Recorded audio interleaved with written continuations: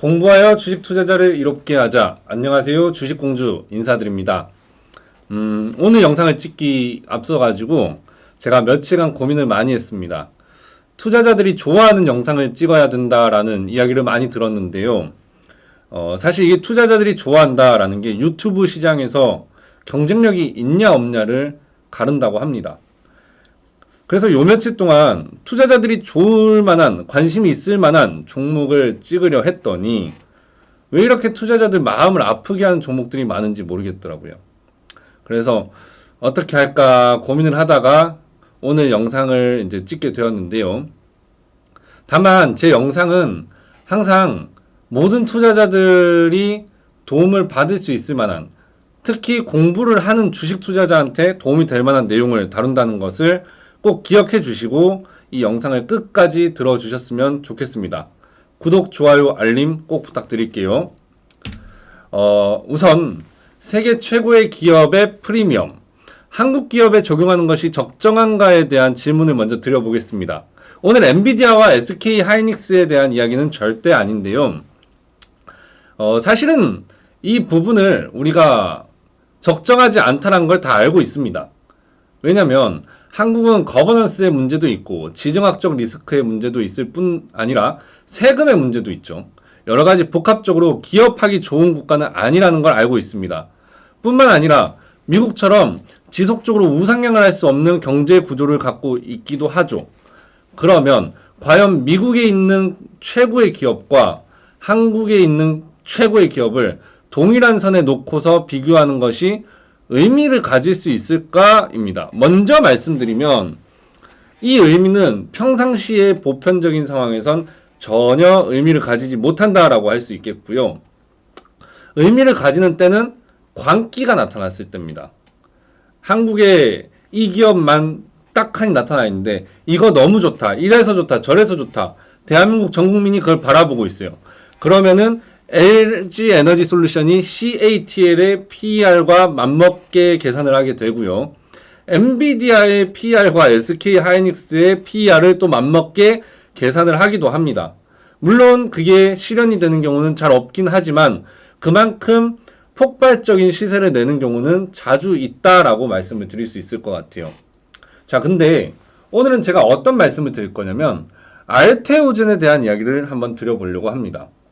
사실 알테오젠에 대해서 먼저 내용을 다루기 전에 제가 여러 매체를 보다 보니까 특정 매체에서 이런 말을 했어요. 골드러시 당시에 가장 돈을 많이 번 회사가 어딘 줄 아냐? 바로 청바지 회사였다. 그리고 알테오젠은 전 세계에 바이오 돌풍이 불고 있는 현재 피아 주사 기술을 갖고 있기 때문에 사실상 청바지 회사라고 볼 수 있지 않을까? 라는 화두를 던지면서 어떤 내용을 서술했었어요. 근데 저는 그 내용을 부분적으로 공감도 했지만 이 시기에 과연 이렇게 말하는 게 옳을까? 라는 생각을 했습니다. 알테오젠 이런 기업들은 애널리스트들이 리포트를 쓸 때 좋으면 좋다고 그리고 더 비싸게 말을 하게 됩니다. 이거는 업종 특성상 그래요. 그들의 업 특성상. 투자자들이 그거를 이제 매수를 했는데 이거 나쁩니다라고 말할 수는 없거든요. 그래서 도달하지 않은 목표가는 하이로 해놓고 웬만해서는 좋습니다, 좋습니다, 좋습니다 해서 어쨌든 자기네들이 말한 것보다 가격이 높이 올라간 상태에서 갑자기 목표가를 이제 리레이팅을 한다든가 약간 보수적으로 이제 어조를 바꾸면서 이제 피크아웃이 발생하는 경우가 자주 있습니다. 근데 이거는 한국에서 애널리스트 하기가 쉽지 않다라는 또 사례가 있죠.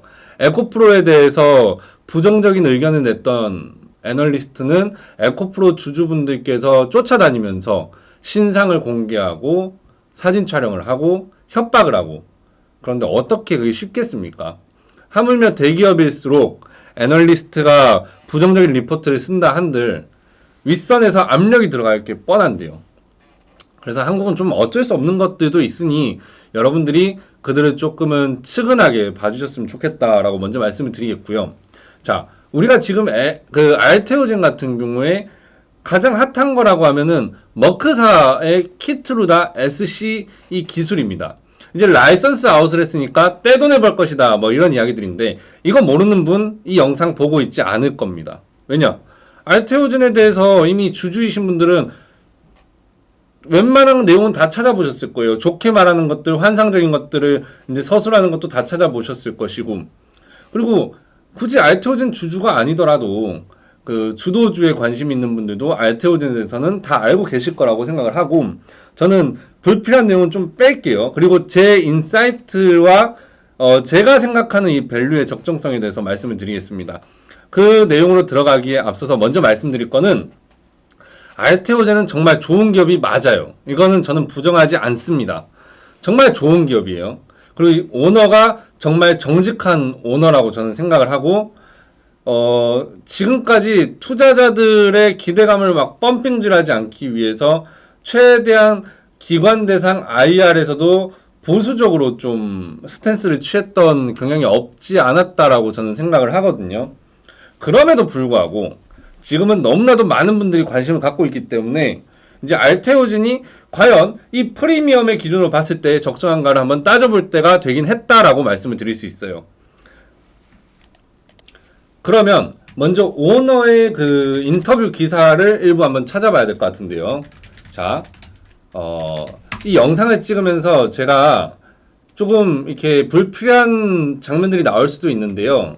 그럼에도 불구하고 이렇게 제가 검색을 하거나 이렇게 뒤적뒤적하는 모습을 보여드리는 건요, 공부하는 분들이라고 하면 사실 제가 이미 완성된 자료만 딱 보여드렸을 때 그걸 보는 건 쉬운데 막상 그런 방식으로 자료를 접근하는 건 굉장히 또 어려워하신다는 거를 알게 되었습니다. 그래서 하나하나 검색해 가면서 찾아보는 쪽으로 영상을 진행해 볼까 해요. 자, 이렇게 하면 인터뷰 내용이 나와요. 이제 글로벌 빅파마들 왜 알테오젠 문 앞에 줄 서나 코미디닷컴에서 이제 올라온 기사인데요. 다른 건 다 이제 제외하고 오늘 영상에서 봐야 될 내용은 오너가 이렇게 말했습니다.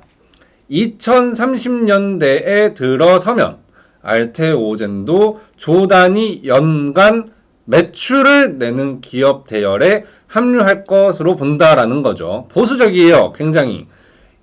여기 보면은 애널리스트들이 내놓은 낙관적 전망에 비해 보수적인데 오너가 말하기로 숫자 얘기하는 건 조심스럽습니다라고 단도리를 쳤습니다. 그죠?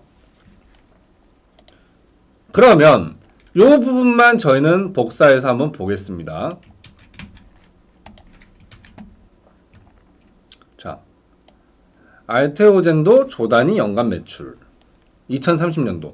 지금 몇 년도죠? 2024년도 이제 11월 26일이죠. 이제 아직 25년도 오지 않았습니다. 그럼 2030년도 되면은 조단위 연간 매출이니까 지금부터 2030년에 가치를 땡겨 온다. 저는 그거 나쁘다고 생각 안 해요. 왜냐면 저도 주가를 평가할 때 그런 걸 좀 즐겨서 하는 편이라서. 그래서 이거를 나쁘다고 생각은 하지 않지만, 그럼 이렇게 5년 뒤를 땡겨왔으면 우리가 100년 뒤도 땡겨올 수 있고 200년 뒤도 땡겨올 수 있는 거 아닙니까? 그러니 우리가 딱 보이는 데까지만 하자면 보통 컨센서스 같은 경우에는 HTS에서 이렇게 나옵니다. 알테오젠을 검색하면 스냅샷에서 기업 분석 내용에 연간에서 26년도까지 나오더라. 26년도까지 나오니까 이렇게 볼 수 있겠죠. 그럼 눈에 보이는 건 3년입니다. 그래도 멀리 잡아서 5년까지 오너가 말을 했으니까 우린 그걸 한번 취해보자고요. 여기서 하나 짚고 넘어갈 게 있는데, 여러분들이 알고 제가 알고 있는 내용들은요, 이미 기관들은 먼저 알았어요. 그래서 그들의 내용은 그들이 이미 기업 탐방을 통해서 확보한 내용들은 펀드 매니저들 책상에 딱딱딱딱 잘 올라가 있습니다. 한마디로 웬만한 건 다 반영이 되어 있다. 반영이 되지 않는 건 몇 개 없습니다. 오너가 배임 횡령을 했다든가, 또는 정말로 오너가 기관 대상으로 IR도 안 하고 기업 탐방조차도 받지 않는 경우가 아니라면 어느 정도 미들캡 정도면은 커버리지 꾸준히 올라오고, 그리고 여러 증권사에서 커버를 하고 있다고 한다면 사실상 기업 탐방이 일어났고 리포트에는 실지 못하지만 잘 다뤄진 내용들이 우리가 모르게 이미 시장 밖에서 돌고 있다라고 생각을 하시면 됩니다. 예. 이것도 그들을 이해해 주셔야 됩니다. 좋은 내용을 갖고 있어야지 영업을 뛸 수 있기 때문에 그들은 기관들이 자신들의 증권사를 통해서 거래를 해줘야 돈이 된단 말입니다. 당연히 그럴 수밖에 없다라는 거를 조금 참고하셔가지고 한번 내용을 진행해 볼게요. 자, 오늘의 화두는 알테오젠 2030년도 이럴 건 복사 왜 했을까요? 매출 1조입니다. 자, 이 매출 1조에는 여러 가지가 포함되겠지만 우리는 지금 키트루다 SC입니다. 자, 그러면 키트루다 하면 떠오르는 거는 머크앤컴퍼니예요. 머크사입니다. 머크사. 자, 그러면 우리는 뭘 검색을 하냐? 바로 머크의 시가총액을 검색합니다. 자, 머크의 시가총액은 2,558.98억 달러예요. 자, 그리고 머크사의 매출액이나 이런 것들도 봐야 되는데요. 이건 어디서 보냐? 이렇게 보면 됩니다. 이거 아니고 investing.com을 좀 이렇게 활용하시면 좋을 것 같아요. 이게 매출액 딱 검색하시면 이렇게 재무요약이라 해서 딱 뜨거든요. 여기에 이제 매출액이나 이런 게 있는데 먼저 봐야 될 건 손익계산서입니다. 예. 손익계산서를 이렇게 딱 눌러보시면 자, 이것도 잘 모르신 분이 있는데 분기별은 말 그대로 분기고 연간이면 연간입니다.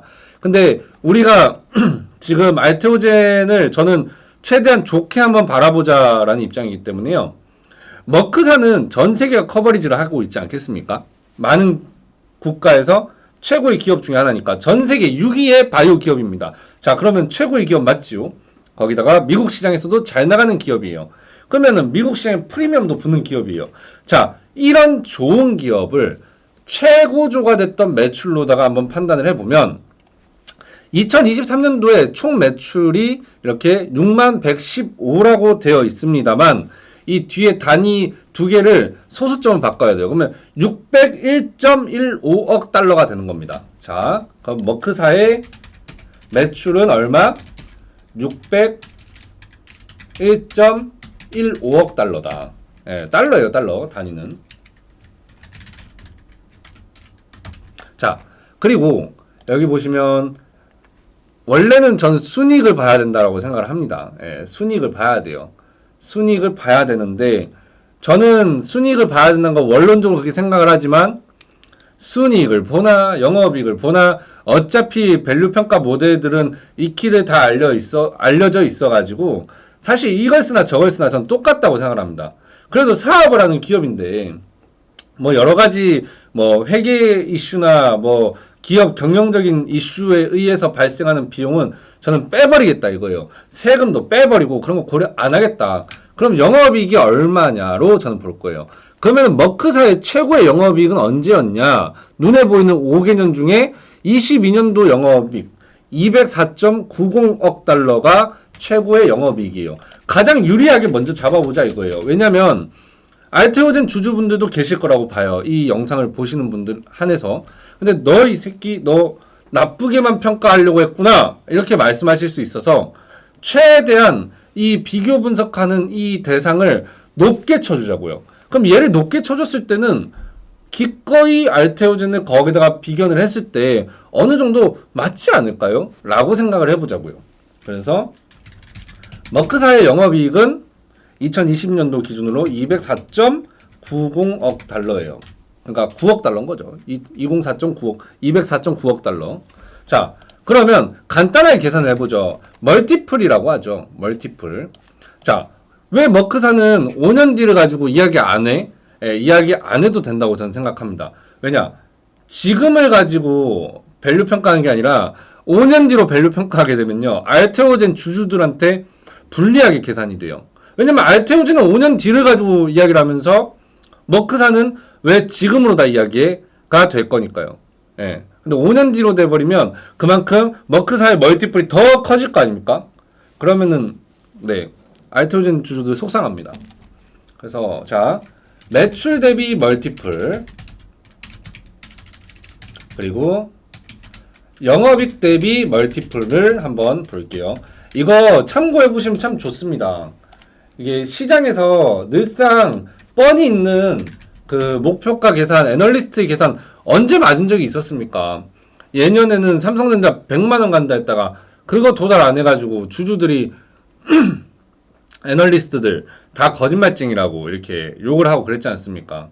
그죠? 그만큼 어떠한 분석 모델이 있다 해서 그 분석 모델이 아무리 뛰어난 집단들이 했다 해도 그들조차도 그 분석 모델이 미래를 완전히 대변한다라고 확언할 수도 없고 그렇지 않다는 걸 잘 알고 있어요. 그럼에도 그렇게 하는 것은 그들이 팔기 위함일 뿐입니다. 되려 제가 제시해드리는 이 모델이 분석 모델이 여러분들이 실질적으로 투자하기에 더 좋을 수도 있다는 것을 명심해 보시기 바랍니다. 자, 2558.98억을 601.15로 나누면 멀티플은 몇 배입니까? 4.25배 정도가 됩니다. 영업이익 같은 경우에는 저 혼자 신났습니다. 사실 이 영상 찍기 전까지 굉장히 부담을 많이 느꼈어요. 12.48배예요. 자, 그러면 머크사가 3개의 유기 바이오 기업에다가 그리고 이제 미국에 상장되어 있는 최고의 기업 중 하나란 말입니다. 최고의 주식이죠. 그럼 머크사 주식이 많이 빠졌는가? 그것도 한번 봐야 돼요. 지금 시총이 많이 빠져서 그런 걸 수도 있잖아 라고 할 수 있는데 한번 보죠.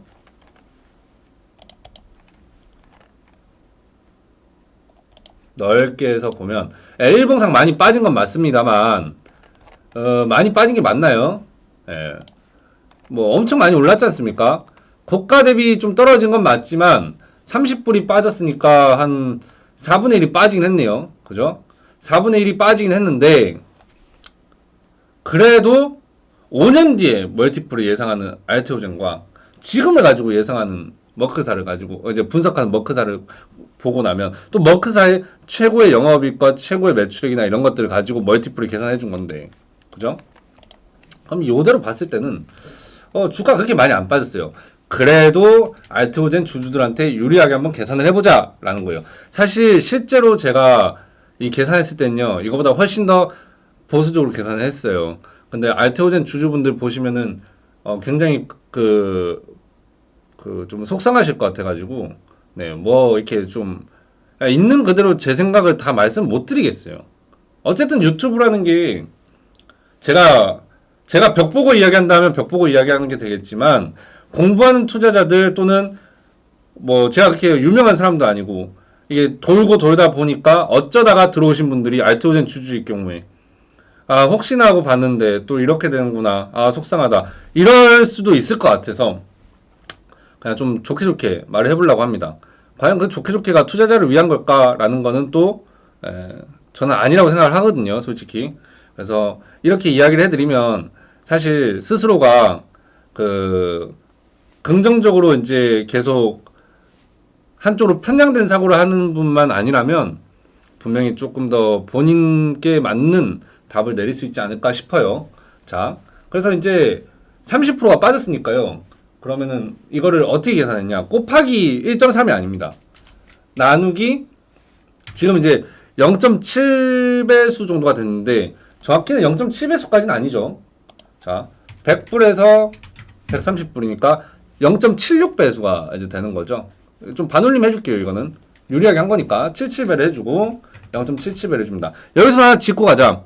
머크사랑 알테오젠은 애초에 사업 모델이 다르다. 압니다. 다만 머크사랑 알테오젠 사업 모델이 다르다 해도 머크사가 갖고 있는 자산이나 인프라나 이런 것들 다 따지면은 아무리 사업 모델이 다르다 해도 이 부분을 다 하나하나씩 낱낱이 다 까놓고 이야기를 하자면요. 사실 메이저들도 그렇게 못해요. 세상에 그 종목만 하나 있는 것도 아닌데 거기다 그렇게 많은 걸 이제 때려 넣어가지고 계산을 할까요? 안 하거든요. 불필요한 겁니다. 그런 논의는 불필요해요. 그러니까 크게 덩어리를 보는 게 중요해요. 숲을 보라는 건 저는 이런 분석에도 마찬가지라 생각하거든요. 넓게 보고 덩어리를 지게 되면 쳐줄 거 쳐주고 유리하게 잡을 거 유리하게 잡아주고 이렇게 하면 조금은 부수적인 그 논쟁거리는 해결이 된다라고 저는 봐요. 자, 그래서 이걸 이제 또 계산을 해주면 그러면은 멀티플을 5.5배까지 쳐줄 수 있습니다. 그죠? 이거는 이제 희소식이죠. 어떻게 보면. 5.5배까지 매출 멀티플 쳐줄 수 있고 벌써 머릿속에 이제 계산 돌아가신 분 계실 거예요. 자, 16.2배까지 올라갑니다. 영업이익으로. 여기서도 아직 남았어요. 알테오젠 유리하게 쳐줄 수 있는 거. 자, 이렇게 했을 때는 그러면은 사실상 이거를 알테오젠의 2030년도에다 그냥 갖다 붙이면 되는 겁니다. 어떻게? 매출 1조. 자, 2030년도에 1조 반열에 오른다고 했어요. 자, 그러니까 오른다고 단정한 거 아니죠. 오늘은 조심스럽게 말했는데 제가 나쁘게 또 이걸 또 퍼뜨리면 안 되니까 그 1조 반열에 오를 것으로 기대된다라고 말을 했습니다. 정확히는. 자, 근데 2030년도면 2029년도까지는 그럼 어떨까? 우리는 26년도까지 보였는데 29년도까지 가려면 3년 남았어요. 근데 1년 지나고 나니까 2년 정도 더 남은 거니까 어쨌든 간에 그 2년 정도는 안 보이는 거잖아요. 눈에 안 보이는 거를 우리가 땡겨다가 쓰는 거니까 2029년도 계산이라고 생각을 해보자고요. 그러면 매출 멀티플로 알테오젠의 주가는 자 최고의 기업 머크로다가 이제 했을 때 5.519배니까 5.519조가 되는 겁니다. 영업이익 멀티플로 하면은 얼마입니까? 네, 16.2조가 됩니다. 자, 영업이익을 보면은 그래도 마음이 좀 놓이고 매출 멀티플로 보면은 아주 마음에 안 놓여요. 예. 네, 그죠? 그래서 사실 이렇게 멀티플 계산하거나 하는 거는 물린 투자자들한테는 아주 고역입니다.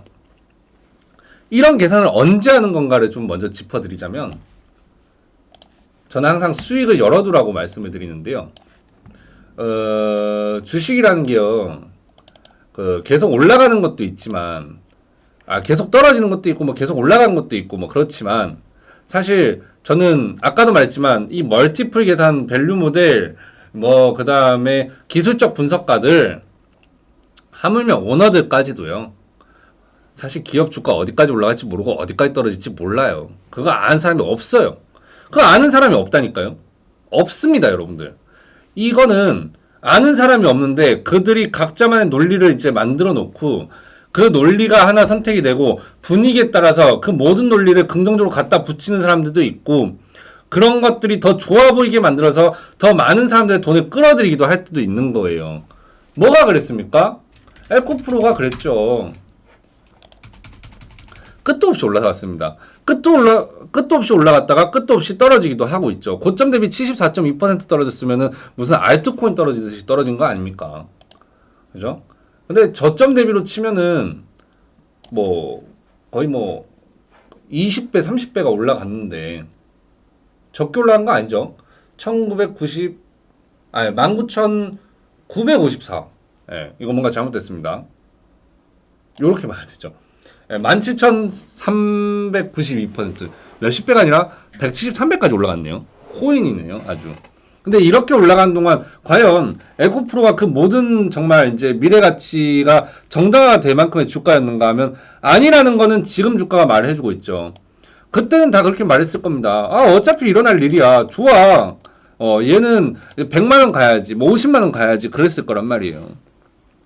그죠? 액면분할 기준으로. 근데 그렇게 안 됐지 않습니까? 결국은. 계속 내려왔죠. 그 끝은 분명히 정해져 있다는 거예요. 그렇지만 이 끝이 정해진 주가를 보고 우리는 아파할 게 아니라요. 내가 유리하게 들어갈 수 있으면 된다 이거예요. 이런 표현이 맞는지 모르겠지만 막말로 여기서 아무렇게나 매수를 했다 칩시다. 자, 여기서 어떻게 팔아도 이익이에요. 그러면은 여기서 파나, 여기서 파나, 여기서 파나, 여기서 파나, 여기서 파나, 여기서 파나 다 돈 버는 거 아닙니까? 근데 꼭 이런 분들이 있습니다. 그래도 나는 이렇게 패턴을 보고 쌍봉 치면 팔아야지. 고점이니까. 다시 살 수 있을 것 같습니까? 살 수 있죠. 근데 그때만큼의 비중을 똑같이 실어가지고 자산을 노출시킬 수 있을까요? 안 된단 말이죠. 부분익절 할 수 있죠. 근데 부분익절이 이런 식으로 돼버리면 자, 주가가 여기서도 고점처럼 보일 수 있고 여기서도 고점처럼 보일 수 있고 여기서도 고점처럼 보일 수 있어요. 여기는 좀 아니네요. 자, 이제 또 고점처럼 보일 수 있는 거죠. 사실 이 구간에서 매수하신 분들은 이쪽이든 별로 그렇게 상관이 없어요. 어쨌든 수익이니까요. 손실이 난 건 아니니까 깎여 나간 건 좀 아쉽지만 지켜볼 수 있는 여유가 된다라는 거죠.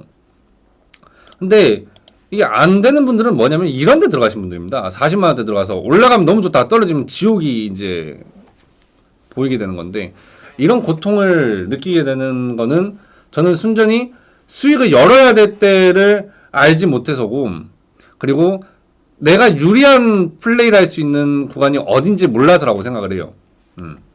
자, 제가 그 시가총액을 이야기했지 않습니까? 어쨌든 간에 그 2020년도에 그 머크사를 가지고 매출 멀티플을 적용시켰다고 쳐봅시다. 자, 그러면 요렇게 5조쯤 되는 이제 그 시가총액이 한참 내려가야 되네요. 한 이쯤입니다. 여기에요, 여기. 여기가 이제 5조쯤 되는 겁니다. 그러면 어쨌든 이 밑에서 매수하신 분들 있죠. 그래, 나는 매출 멀티플로 봤을 때 5조까지는 괜찮을 것 같아 라고 생각을 했다 칩시다. 그러면 요 밑에서 사신 분들은 기다릴 수가 있는 거예요. 올라가기 시작하면 급하게 팔 이유가 없어지는 거죠. 이미 수익 중이니까. 이게 바로 여러분들 제가 저번에 말했던 것처럼 확률적인 게임인데, 주식은 끝까지 올라갈 수도 있고 끝까지 내려갈 수도 있어요. 그럼 여러분들이 해야 될 건 뭘까요? 자, 공부하는 주식 투자자 여러분 집중하세요. 이거 정말 중요합니다. 수익을 열 것인가 손실을 열 것인가는 여러분들이 결정할 수 있어요. 자율권이 분명히 여러분들한테 있는 겁니다. 어쩔 수 없이 물 타다가 이렇게 돼버렸어. 그거는 여러분들이 선택하는 거예요. 근데 떨어지고 있으면 비중을 안 늘리고 올라가고 있을 때 비중을 늘리게 되면 어떤 효과가 있냐면 플러스인 상태로 계속 내 걸 보유할 수 있게 돼요. 아니 그러다 주가 떨어지면 어떡해. 본전까지 내려올 수 있잖아. 그러면 어떡하긴요? 팔아야죠. 이런 식으로 반복을 했을 때 100번을 한다고 1000번을 한다고 했을 때요. 과연 작은 손실이 나는 게 더 많을까요? 진짜 큰 수익이 많이 나는 게 더 많을까요? 빈도로 치면 작은 손실이 훨씬 많습니다. 압도적일 거예요.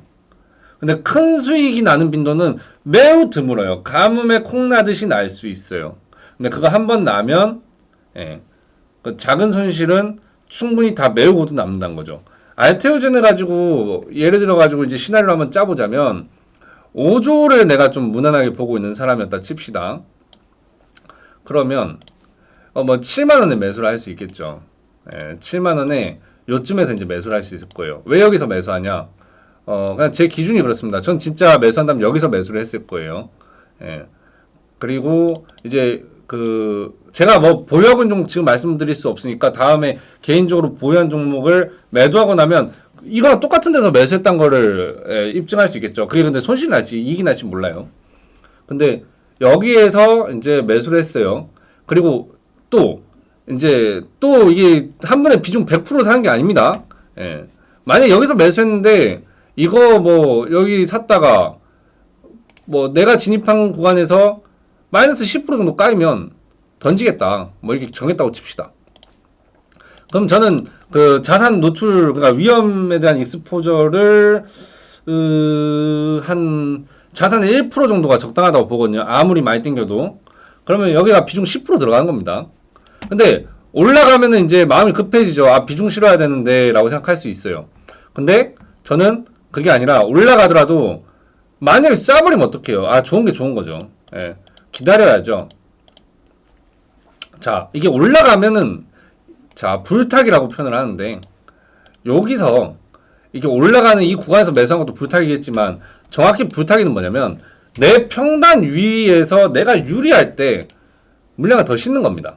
자, 그럼 이제, 요쯤에서 매수를 할 수 있겠죠. 와, 올라가는 것보다 떨어졌을 때. 근데 여기서 매수할 수도 있는데, 여기서도 매수할 수 있겠고, 그건 뭐 자기의 판단이겠죠. 10%를 매수하게 되는 겁니다. 또 이렇게 오면은 자, 막 엄청 떨어져요.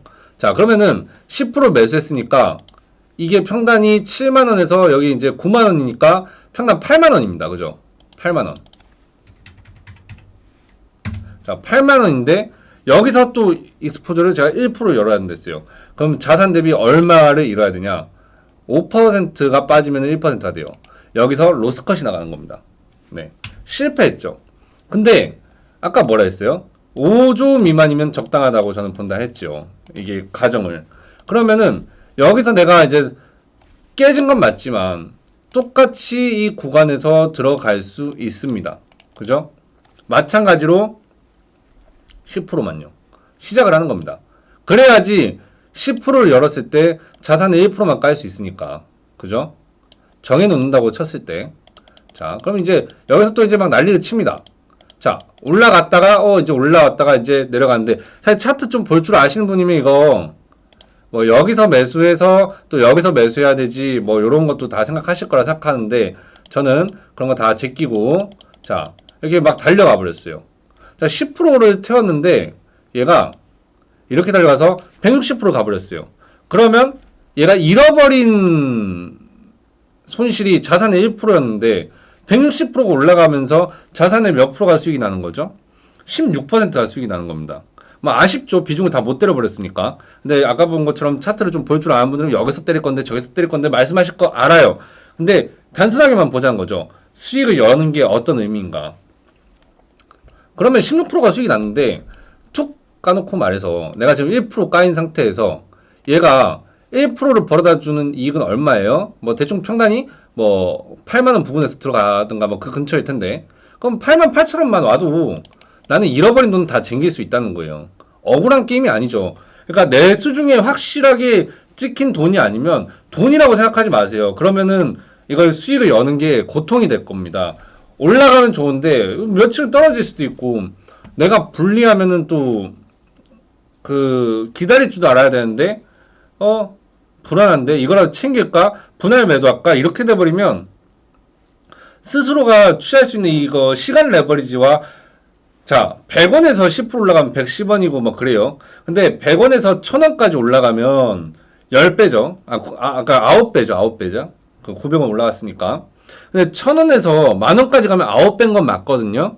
수치로만 보면. 근데 100원에 갖고 있던 사람이요. 만원까지 가면은 몇 배예요? 엄청나죠. 9,900원 올라간 거니까 99배가 되는 겁니다. 99배.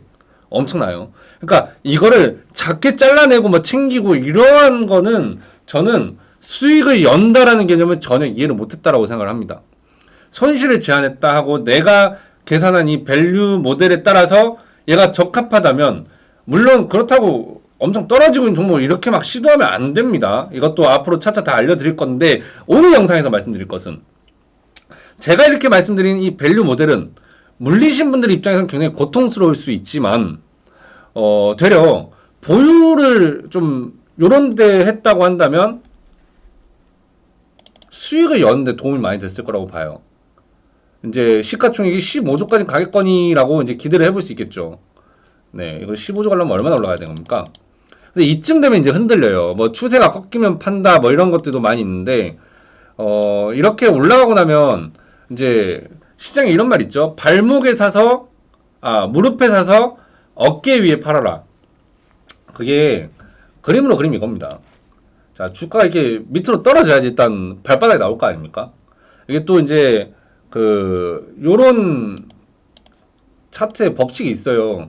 이게 제가 딱 안 떠오르는데 요 첫 번째 파동은 이 쇼트 커버링이 나와가지고 아이고 이제 이 보시면 이 네모 구간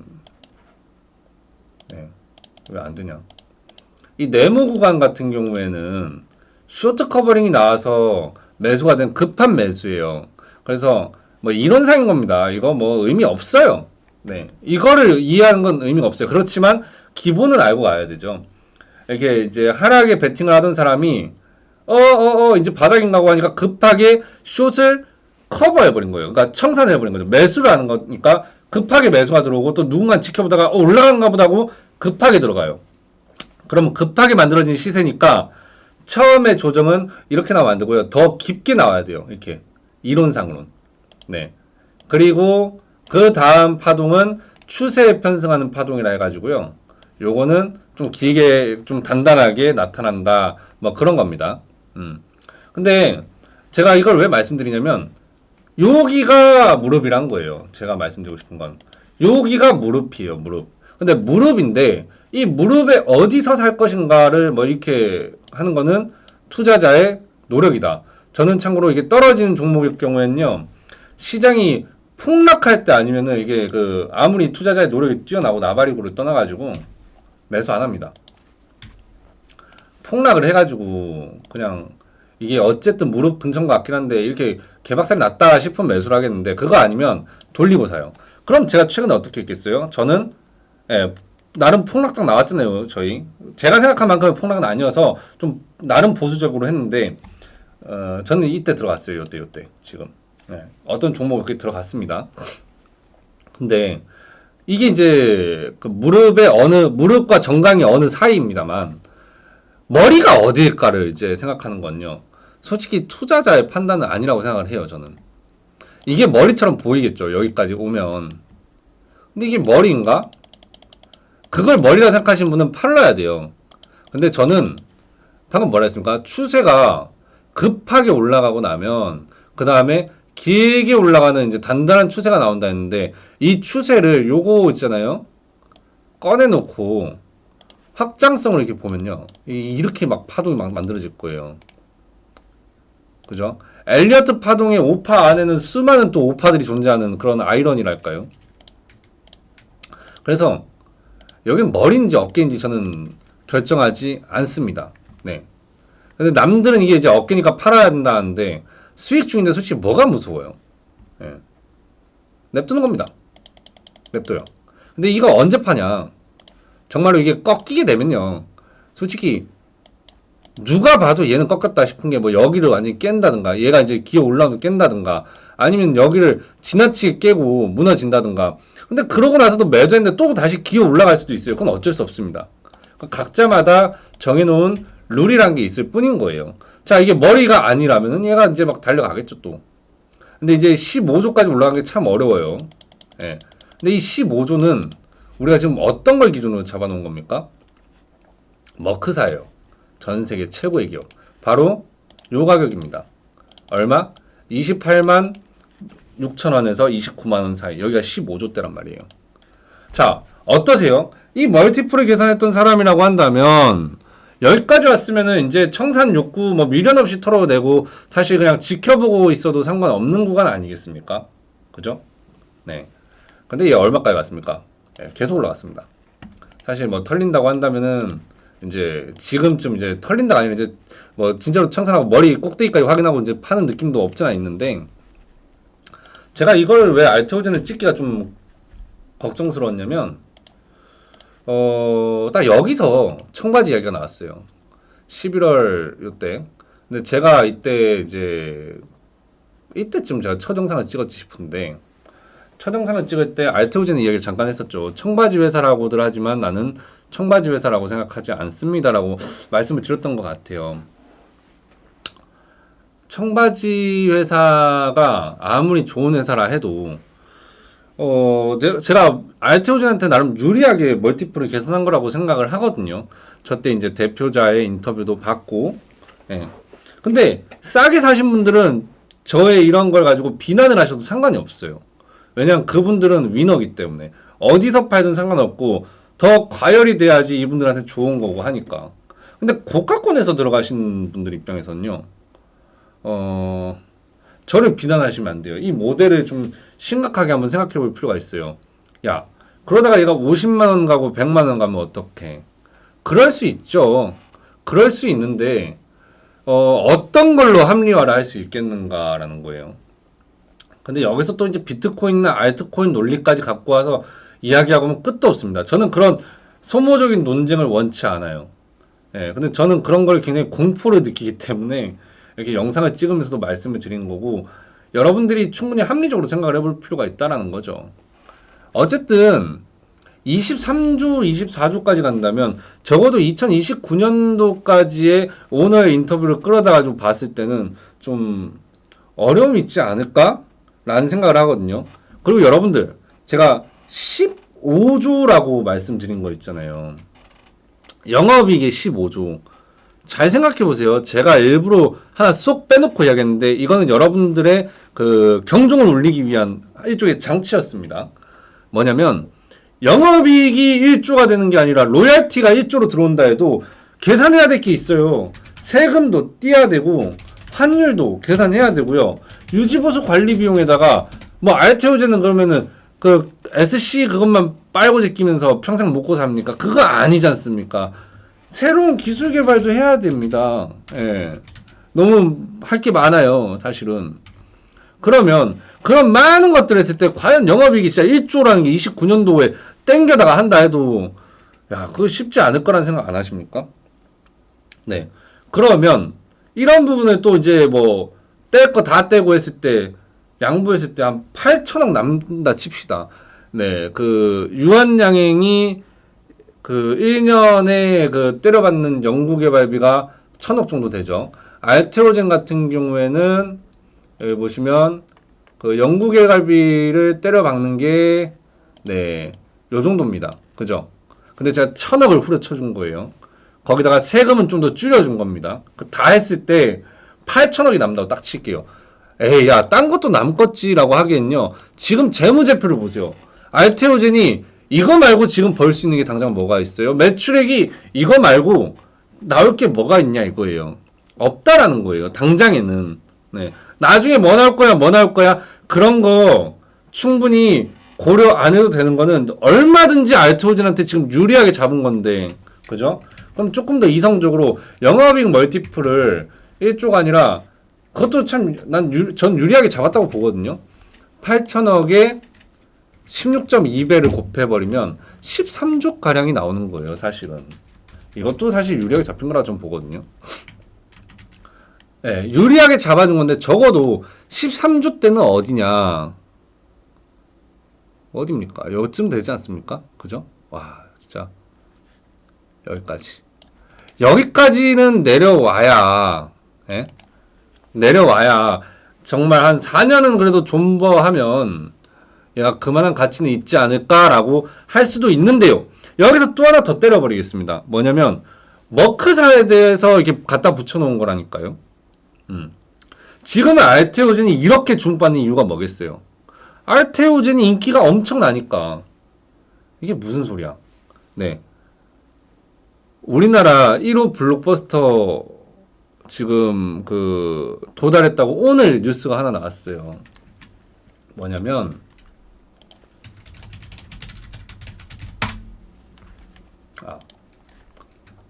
자, 세트리온 램시마 연매출 1조 달성 임박. 물론 알아요. 사업 모델 다른 거 압니다. 아는데 알테오젠은 기술로 먹고 살아야 되는 상황이고 세트리온은 어쨌든 공장이 있고 자기네들의 자체 기술에다가 또 CDMO로서의 이제 외주 받고 생산해서 파는 것도 있단 말이죠. 뭐 세트리온이나 이런 게 이제 매출 1조 달성했다 이러는데 그러면 이렇게 1조 달성한 세트리온의 주가는 어땠을까요? 항상 뜨거웠을까요? 램시마, 트룩시마, 뭐 이런 뭐머시마 해서 세트리온의 여러 가지 이제 그 바이오 시밀러들이 나오면서 주가가 부양되고 오너가 3사 합병하겠다, 주주 환원하겠다, 공매도랑 전쟁하겠다. 정말 많은 내용들을 가지고 이제 세트리온이 이렇게 부각이 될 수 있었던 겁니다. 그죠? 그 세트리온이 이 재무상으로 보면 연간 매출이 26년도까지 보이는 것만 5조 4천억에다가 영업이익이 2조 정도 되죠. 그죠? 근데 시가총액이 38조 정도 됩니다. 그죠? 세트리온은 다 헐었을 때 자산 총계로 보면 그 부채랑 이런 거 다 떨었을 때 자산 총계 23조 7천억, 자본 총계 19조 정도 됩니다. 근데 알테오젠은 다시 돌아가 볼게요. 한번 논의해 볼 필요가 있겠죠. 그죠? 네. 고려해 볼 필요가 있어요. 정말 제가 알테오젠을 불리하게 생각을 하고 말을 했는가? 그럼 당신은 지금 알테오젠에 대해서 이렇게 네거티브한 이야기를 하는 이유는 무엇인가? 알테오젠에서 아플 수도 있고 지금도 잘 벌고 계신 분들 계실 텐데요. 근데 저는 공부하는 투자자들하면 이 알테오젠을 가지고 다음에 기회를 삼을 수 있는 아이디어를 충분히 얻을 수 있다라고 봐요.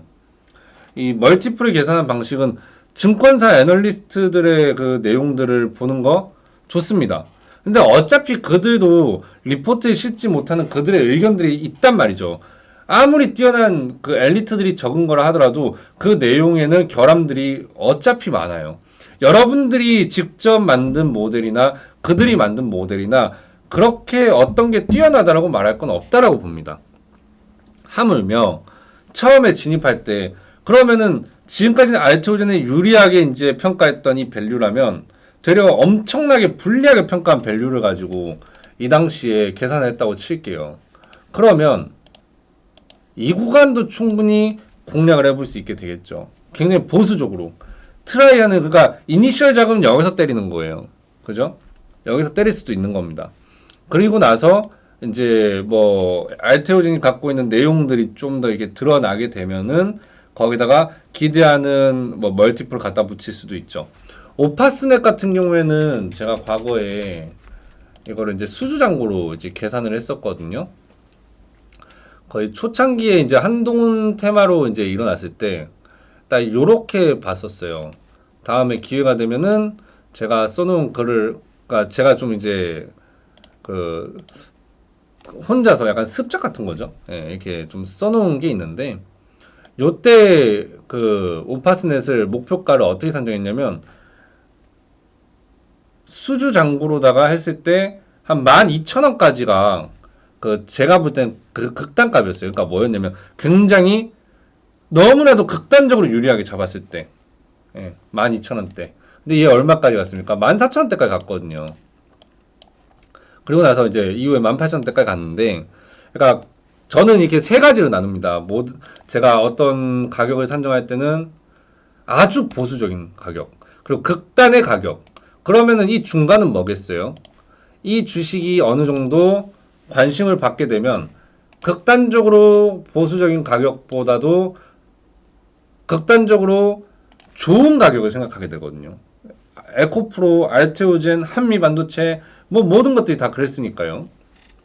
근데 극단적으로 좋은 걸 보고 있을 테니까 나는 그러면 보수적인 가격으로 이 평균값을 내주면, 여기서 좀 더 낮춰주면은 어쨌든 여기는 시장이 얘가 인기가 조금 있다, 너무 과할 정도는 아니고 조금 있다 싶으면 여기까지는 오겠구나가 되는 거죠. 이렇게 목표가를 설정할 수 있어요. 저는 이거를 일종의 바보 수학이라고 합니다. 알지만 몰라야 되는 것도 많고요. 아는 걸 다 때려 넣으려고 하다 보면 산식만 복잡해지고 굉장히 알 수 없는 길을 잃어버린 상황이 됩니다. 왜냐? 예를 들어 가지고 수주 잔고를 가지고 이제 계산을 했는데 이걸 꼼꼼하게 디테일을 다 살리려고 하다 보면 이게 수주 잔고의 이 회전, 매출 회전이 됐을 때, 그리고 이전에 얼만큼의 이제 이걸 이제 매출 채권을 이제 상각 처리하는지, 그죠? 손실 처리하는지나, 그 다음에 또 어떤 환율 변동의 이익을 받는지, 그리고 수주를 받을 때 덩어리로 받아놨다가 이거를 어떤 식으로 이제 납품해서 이게 이제 비용이 들어오는지, 한 번에 인도할 때 비용을 받는지, 뭐 여러 가지들이 있단 말이죠. 단순하게만 생각을 해봐도 고려할 것들이. 그것뿐만 아니라 원자재 가격은 어떻게 바뀌는지, 인건비가 어떻게 바뀌는지, 물론 이거 다 계산하는 게 제일 베스트예요. 근데 불가능합니다. 적어도 개인의 입장에서 말하는 거지만 불가능해요. 엄청나게 이제 많은 집단이 그 하나를 놓고 역할을 나눠가지고 그것도 오차 범위를 좀 더 이렇게 유의할 수 있는 그 선도 정하면서 굉장히 복잡한 공식을 만들어내야 돼요. 예, 그런 그 계산 모델이 나온다라 그러면은 그 노력을 왜 증시에서 쏟아붓나요? 그냥 경제학자로 가서, 예, 증시에 쏟아부어서는 그게 어차피 무조건적인 결과로 이어질 게 아닌데, 예, 경제학자 쪽으로 진출한 게 맞죠. 엄청난 그 뭔가를 세울 수도 있으니까. 저는 그렇게 생각을 합니다. 그래서 덩어리를 치는 게 중요해요. 근데 덩어리가 되려면 바보가 돼야 돼요. 그렇다고 정말 아무것도 모르는 바보가 되면 안 되고, 알지만 그런 오류들이 있을 수 있지만 그 바보가 되려면 어떤 바보가 되냐면은 마음이 넓은 바보가 되면 되는 겁니다. 넓게 생각하는 거죠. 넓게. 그래, 나한테 불리한 거 이만큼 계산할게. 이만큼 또 내가 불리한 거 가져갈게. 바둑으로 치면은 몇 수 져주고 들어간다라는 거죠. 그렇게 하니까 이게 12,000원까지 올라간 것도 그래도 이게 또 먹히네 했지만, 적정 가격을 제가 그때 6,500원인가로 봤어요. 6,500원인가? 7,500원. 네. 7,500원을 봤단 말이죠. 적정 가격을. 그리고 이제 12,000원이었으니까 보수적인 가격은 어차피 두 값의 합산의 중간값이니까 10,000원대보다 언더거든요. 요때까지 갈 거다 했는데 여기 보세요. 굉장히 그 광기가 느껴지지 않습니까? 이걸 가지고 세력의 매집이니 개미털기니 저는 그런 거 제발 좀 이 후행적으로다가 보고서 그런 내용을 이야기할 건 아닌 것 같거든요. 이미 다 올라간 상태에서 유리한 구간 다 놓쳐놓고서는 이렇게 계산하면 안 되죠. 이때쯤 들어가면 바보 수상하는 입장에서는 비중을 확 낮출 수밖에 없는 거예요. 왜? 불리한 게임이 됐으니까. 그죠? 불리한 게임이니까. 내가 유리한 게임인가 아닌가를 생각해야 되죠. 근데 불리한 게임이라 하더라도 비중을 낮춘다 하더라도 유리하게 플레이는 할 수 있다는 거죠. 그죠? 왜냐? 여기에서 내가 좀 뭐 아까 10%에서 노출을 1%를 이제 시켰다면 여기서는 10% 들어가고 5% 이제 노출을 시키는 거예요. 그죠? 그럼 0.5% 손실이 날 테니까. 그러면은 이 변동성이 엄청 심한 이 잡주라고 말하면 안 되는데. 변동성이 엄청 심한 이런 소형주 스몰캡을 이게 진입을 하다 보면 실패를 몇 번 할 거란 말이죠. 깎이고. 당연히 내가 위험을 바보적으로 이제 봤을 때 7,500원 위에 올라가면은 이미 보수적인 가격도 넘어섰는데 그래도 해먹겠다 하면은 여기서는 이제 이렇게 들어가야 되는 거고 결국은 한 번쯤은 잡히게 되면 다시 내가 이 유리한 가격에서 잡혔기 때문에 아까의 전략을 종전의 전략을 반복할 수 있게 되는 거죠.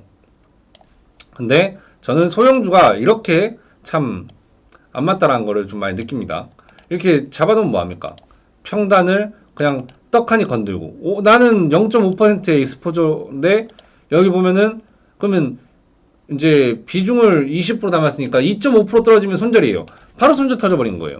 그래서 이게 이제 제가 소형주에 대해서는 좀 이 전략이 안 맞다. 예. 그래도 이 전략도 그러면 봐봐요. 10%로 들어갔기 때문이에요. 비중을 줄여야 된다는 게 이런 거거든요.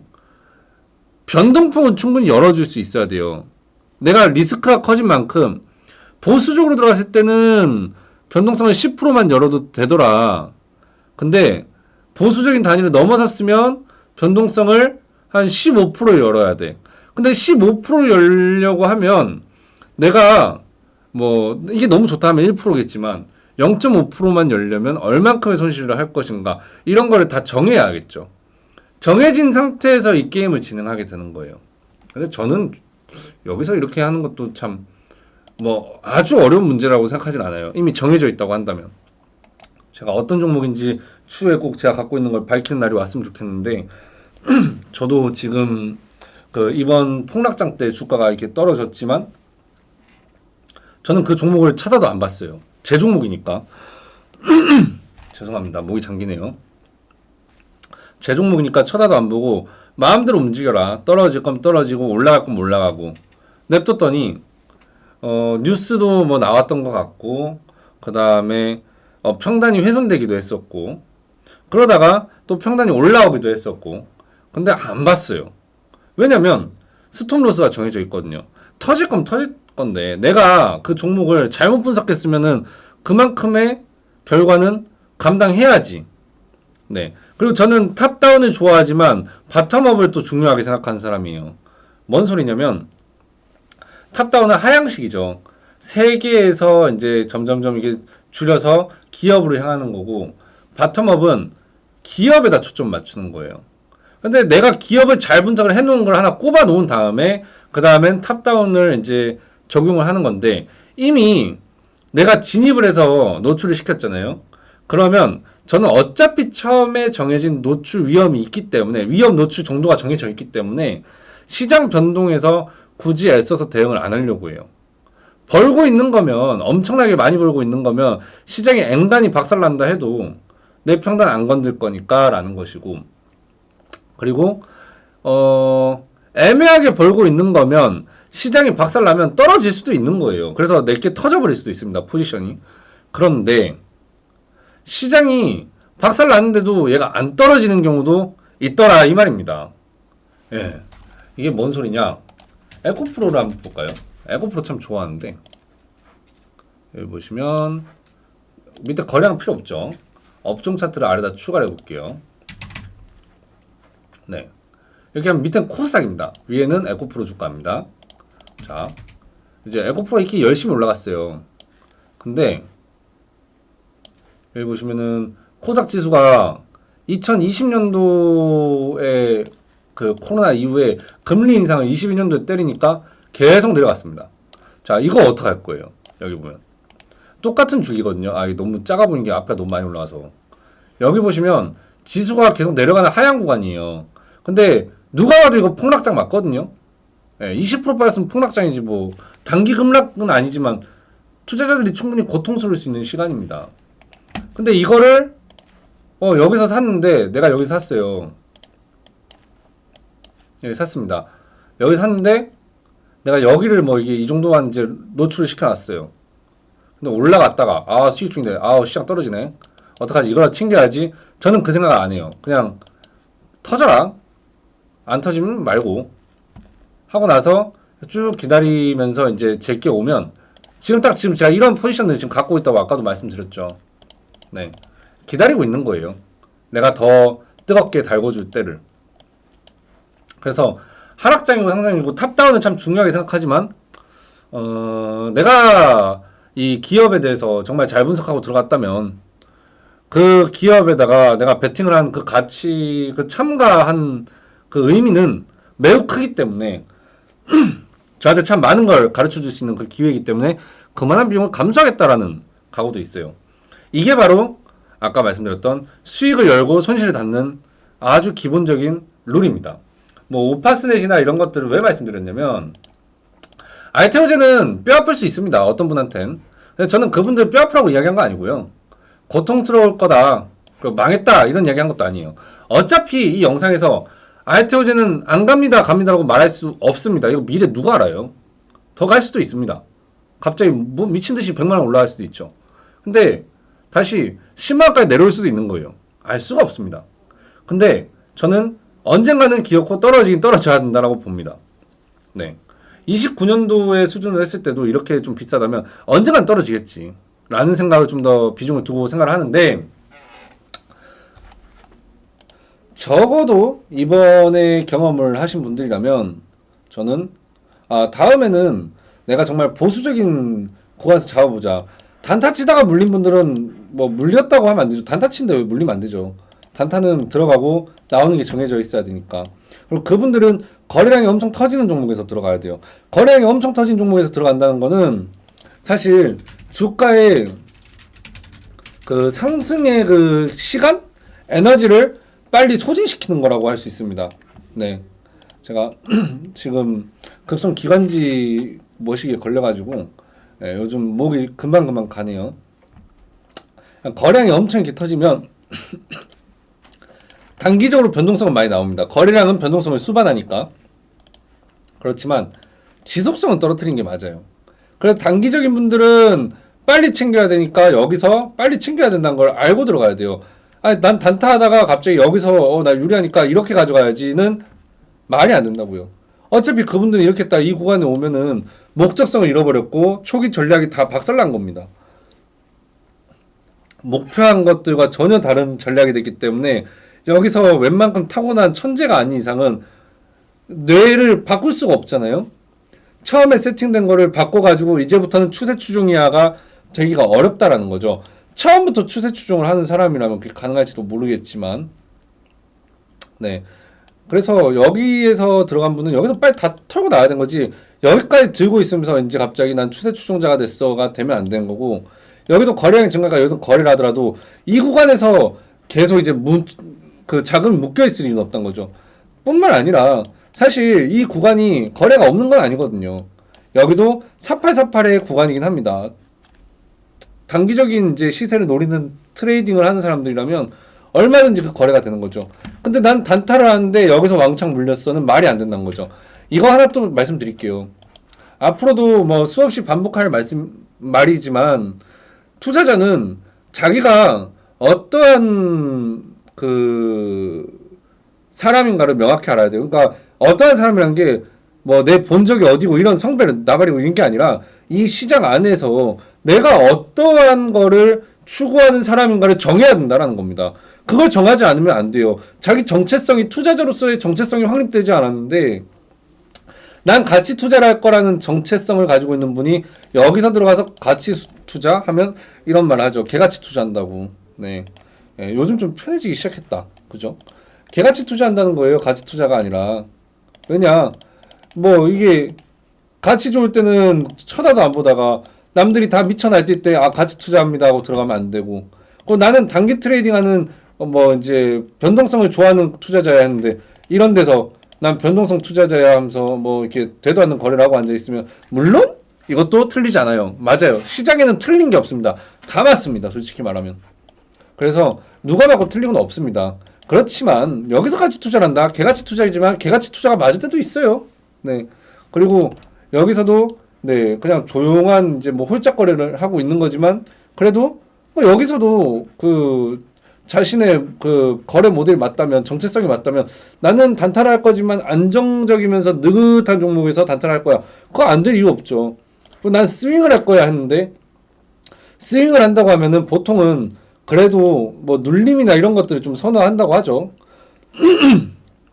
근데 막 스윙한다고 하면 며칠 이제 오버나잇도 하고 해야 되는데 그런 사람이 거래량이 최대치로 터진 날 최대치로 터진 막 양봉에 찾아 들어가서 나는 스윙이야 이렇게 하면 알테오젠이나 이런 종목에서 이렇게 막 올라가고 있으니까 가능하기도 한데 뭐 이렇게 이제 스윙이야 왜 이렇게 잘 맞습니까? 이거 스윙 투자 여기서 어쨌든 친긴 하는데 보통 이렇게 거래량이 엄청 터지고 나면 그 좀 피하는 게 맞죠.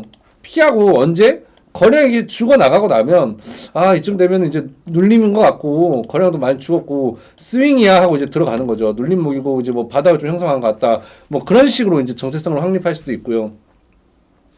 뭐 스캘퍼 같은 경우에는 차트 왜 봅니까? 스캘퍼가 봐야 될 건 차트 봐야 되는 건 맞아요. 뭐 추세상 크게는 뭐 이제 올라가고 있다 하면은 돈이 좀 더 쉽게 들어오고 좀 뻗더라도 쭉쭉쭉 뻗어 나가고 거기다 이제 상승장까지 맞물려 버리면 저항선이란 게 없으니까 거기서 딱딱딱딱딱딱 거래를 할 수 있잖아요. 호가창 보면서. 물론 분봉으로도 스캘핑 할 수 있다고 저는 생각을 합니다. 예, 안 되는 게 어디 있습니까? 다 되지. 이 시장은 다 맞아요. 그래서 지금 이 내용을 듣고 계시면서도 하고 싶은 말씀들 많을 거예요. 저는 거기에 대해서 틀리다라고 말하고 싶지가 않아요. 그거 굉장히 소모적이거든요. 틀리단 증거 100개 꺼내도 맞단 증거 100개 꺼낼 수 있고 맞단 증거 100개 꺼내도 틀리단 증거 100개 꺼낼 수가 있어요. 예. 근데 결국은 이거예요. 그 정체성에 맞는 전략을 취했을 때 반복할 수 있는가? 그리고 그걸 반복했을 때 정말로 압도적인 우위가 형성이 되는가?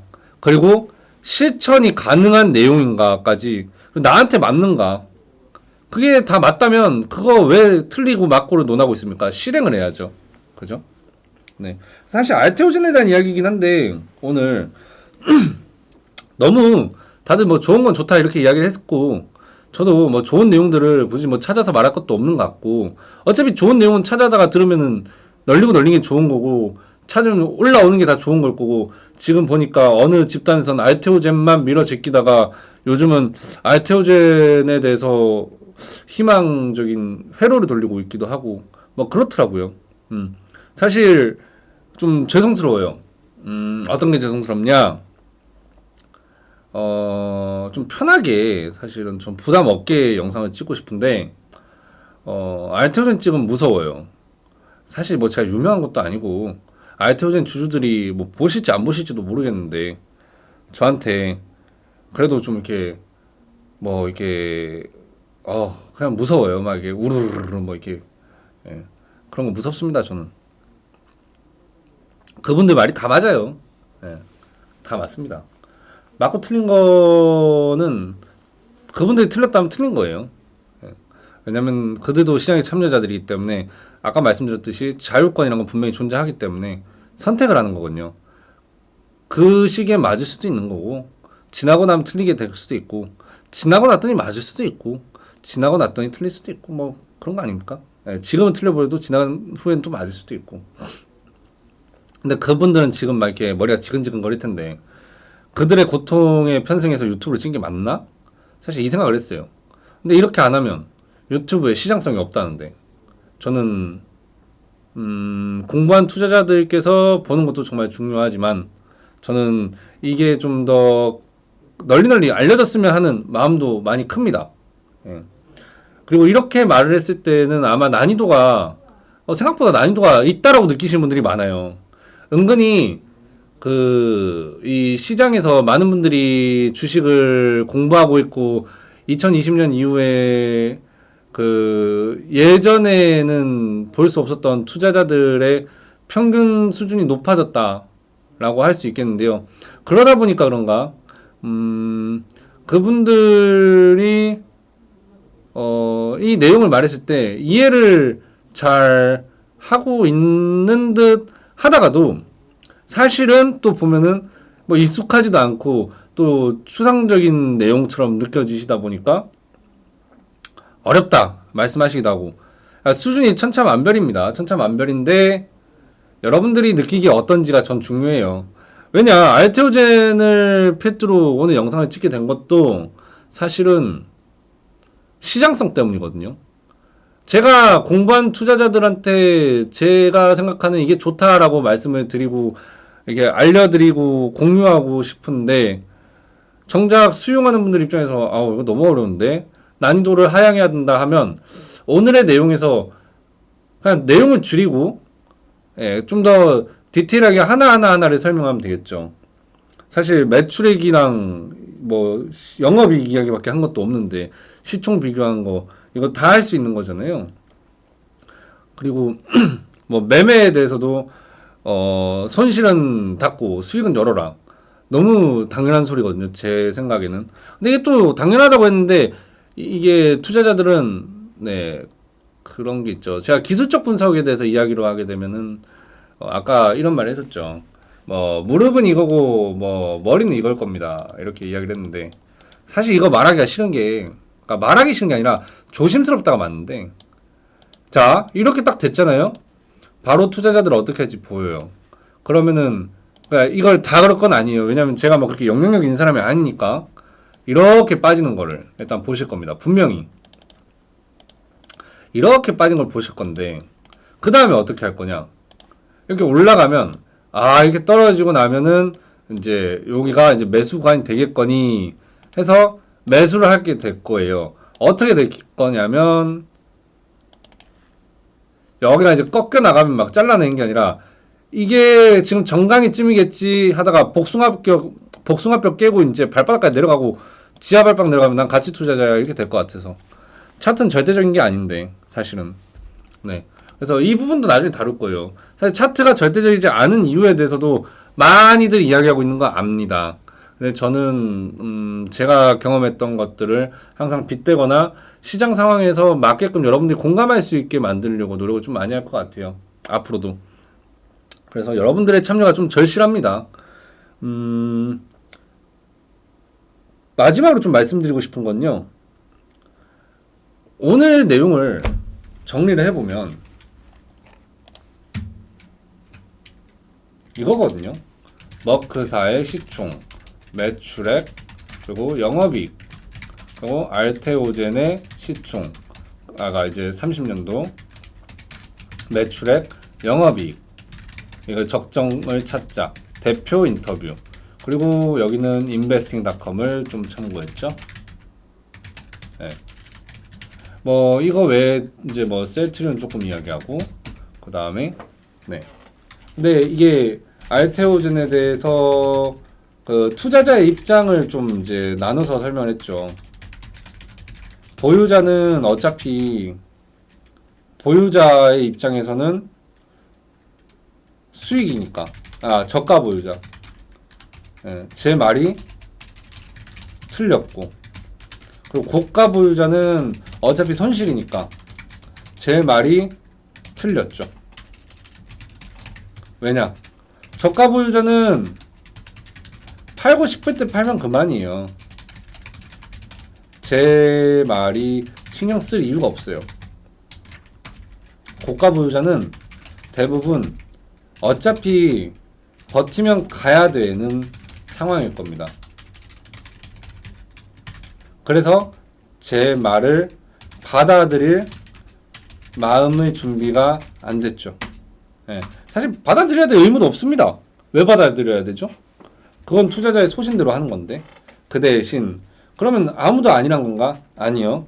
제가 말씀드린 건 제 말이 맞을 수도 있고 틀릴 수도 있는 분들은 아직까지 알테오젠을 제 알테오젠 주가에 완벽하게 휘둘리지 않는 분들이겠죠.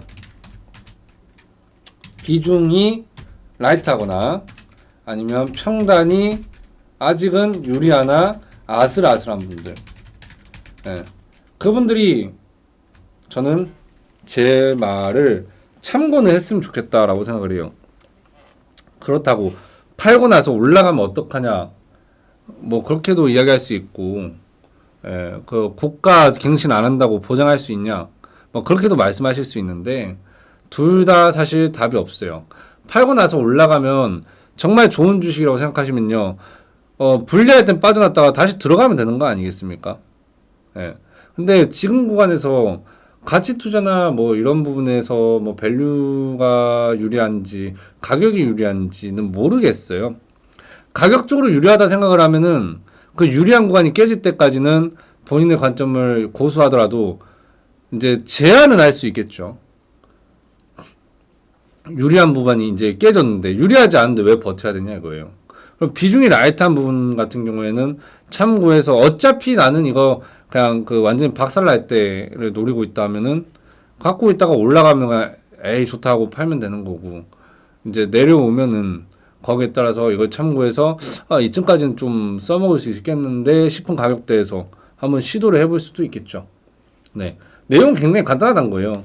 간단하게 말하면 요게 다예요 오늘. 그죠? 거기에다가 이제 뭐 손실을 제한해라, 이익을 열어라, 뭐 그런 거에 대해서 사례를 가지고 이렇게 할 거다 저렇게 할 거다를 좀 더 말씀드렸지만 결과론적인 거예요. 다 보기엔 다 쉽죠. 막상 실행하면 어렵다. 실행하는 거는 해보니까 결국 이게 제가 말씀드리고 싶은 게 기업에 대한 내용은 좀 명확히 아는 게 중요하다. 근데 몰라도 돼요. 사실 시세만 놓고 이야기하자면 기업 내용 몰라도 똑같이 실행을 할 수 있다고 봅니다. 다만 어깨가 자꾸 보이게 될 수 있다라고 생각을 하기 때문에, 지금 제가 갖고 있는 포지션 같은 경우에는 어차피 리턴 기대하는 거는 비중을 더 올려쳤을 때에도 한 40%이 정도 올라오면 팔 거거든요. 그럼 비중을 올려칠 기회를 줄지 안 줄지도 모르는 거고, 비중 안 올려치고 그냥 가는 거면 냅둬 버리려고요. 뭐 그런 겁니다. 그래서 이런 간단한 내용들이 왜 이렇게 이게 방대해지냐면, 물론 제가 쓸데없는 말들도 하는 것도 분명히 있을 거예요. 근데 쓸데없는 말을 더 많이 했다라고 생각을 하지 않거든요. 필요한 포인트들을 이렇게 잡아서 말씀을 드렸기 때문에 그 필요한 포인트를 사실 또 내려놓고 쭉 풀어다 보면은 더 많은 내용들이 나올 수밖에 없습니다. 이거를 매일 조금씩 푸는 거는 제가 그 방법을 모르겠어요. 네. 그래서 그것도 한번 노력을 해봐야 될 것 같은데, 오늘은 제가 팜플렛을 안 하고 한번 영상을 찍어봤어요. 여러 가지 저도 시도를 해봐야 되는 상황이기 때문에 여러분들이 보시면서 여러 가지 말씀들을 좀 해주셨으면 좋겠습니다. 결국은 구독, 좋아요, 알림 설정 이렇게 좀 부탁드리고요. 다음 영상 같은 경우에는 제가 영상을 찍다가 시도할 것이 30분 되면은 완료가 안 돼도 끊어버릴 겁니다. 예. 왜냐면은 오늘도 저는 분명히 30분만 찍자 생각하고 영상을 찍었는데 왜 1시간이 넘어갔는지 모르겠어요.